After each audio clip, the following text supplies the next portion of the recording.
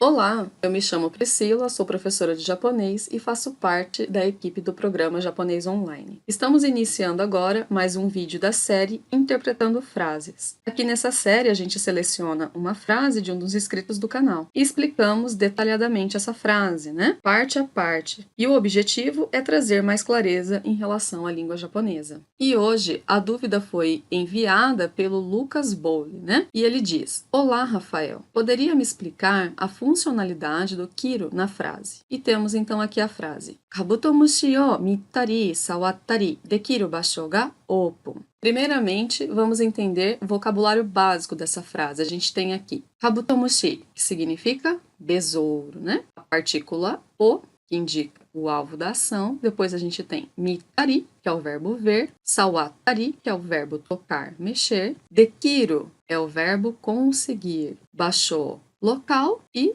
open, que significa aberto. Vamos iniciar então o estudo pela palavra kabutomushi o. Então a gente tem aqui a partícula o. Ela indica o alvo da ação. Então eu tenho aqui na frase duas ações, Mittari, sawattari. Então quem é o alvo da ação de ver e tocar? É o kabutomushi, besouro. Então essa é a função da partícula o.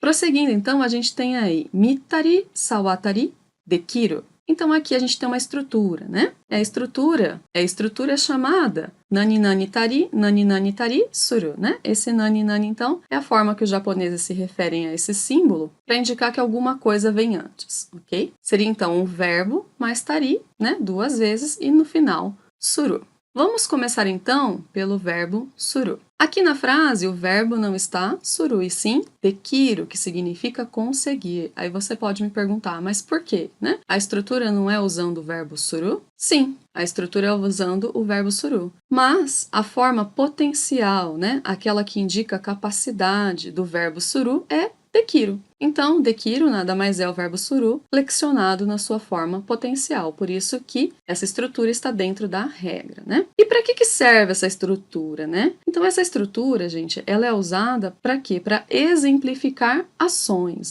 Então, a função dela, além de exemplificar essas funções, são destacar algumas funções que representam, ou qualificam alguma coisa. E essa estrutura, ela é feita colocando o verbo na forma tá, também chamada essa forma de passado informal, e acrescentando uri no final. Vamos ver alguns exemplos de uso dessa estrutura para ficar mais clara a sua função. Nós temos aqui, o primeiro exemplo então é Ano uotapaku de yoru mo iketari osake mo nondari dekiru yo.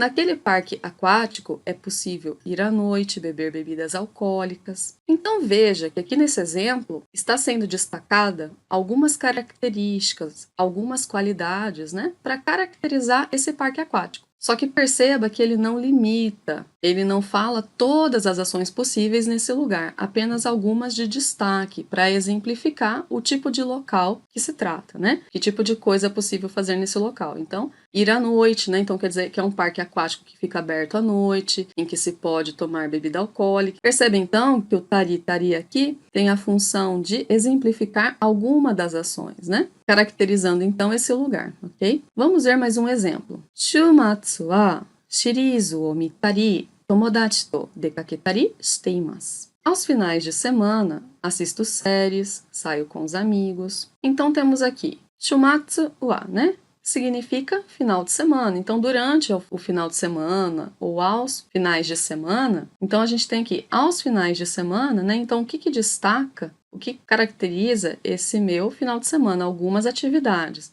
Quais são? Shirizu o mittari, então assistir séries. Tomodachi to dekaketari, sair com amigos. Shiteimasu, então isso é uma coisa que eu faço, Então, é uma coisa que a pessoa faz, ok? Então isso quer dizer que ela faz coisas como essas, ou seja, ações divertidas, mas não só essas. Essas ações são apenas alguns exemplos de outras, então são ações que indicam o quê? Diversão, ok? É por isso que a gente enumera e ao mesmo tempo exemplifica. Para ficar mais claro ainda, vamos ver mais um exemplo. Kore wa download shitari, renshū shitari dekiru apuri desu. Isto é um aplicativo que permite fazer downloads, edição e etc. Então, aqui a gente tem mais um exemplo, né, de ações com o verbo tari, tari, que indica característica de alguma coisa, dando alguns exemplos e não dizendo todas as características, todas as ações possíveis, apenas algumas para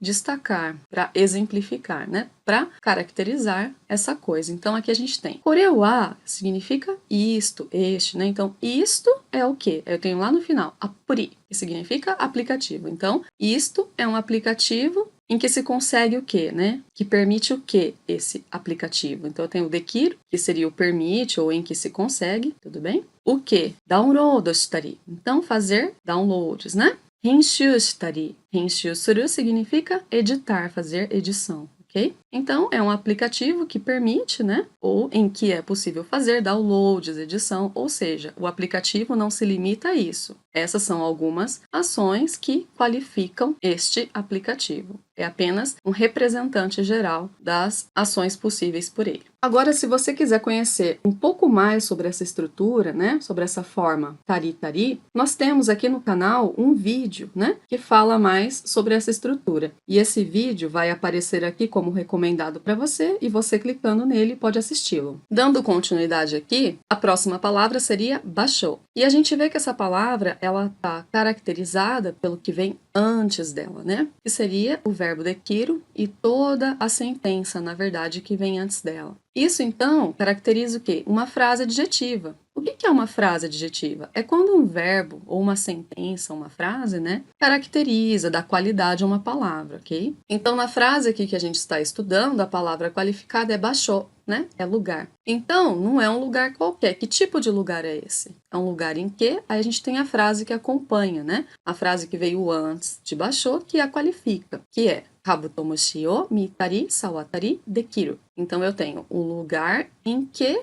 se faz o quê?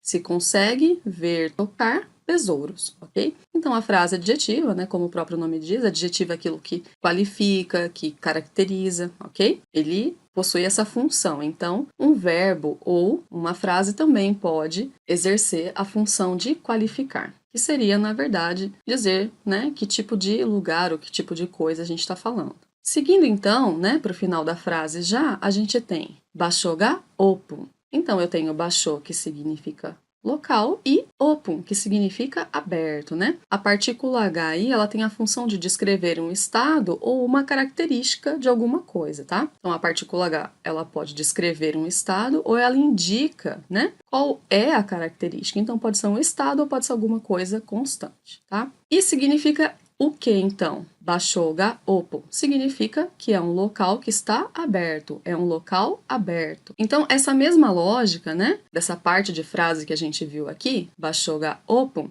se aplica também a frases como pan ga oishii. Então, o pão está gostoso. Então, aqui eu tenho uma descrição de estado, ok? Na frase seguinte eu tenho kore ga byouin, isto é um hospital. Então, aqui eu tenho o quê? A partícula H com a função de caracterizar, de característica, né? Então, isto é um hospital. Portanto, bashou ga open significa é um local aberto. Uma vez, então, entendido aí cada palavra, né, e elemento da frase, a gente pode chegar, então, a uma versão de tradução. A versão, então, final da frase, né, seria: está aberto um local em que se pode ver e tocar nos besouros, ok? Esse, então, foi o vídeo de hoje e espero que você tenha gostado. E se você tem alguma frase que você está estudando no seu material ou que você encontrou em algum lugar, né, ela está em japonês e você gostaria que nós analisássemos aqui para você, é só você deixá-la aqui em um comentário. Lembrando, né, que para deixar a frase no comentário, é muito importante, né, você colocar a frase inteira, tá? Especificar qual parte não entendeu dentro da frase, como foi feito aqui pelo nosso usuário dessa vez. Seria importante também dizer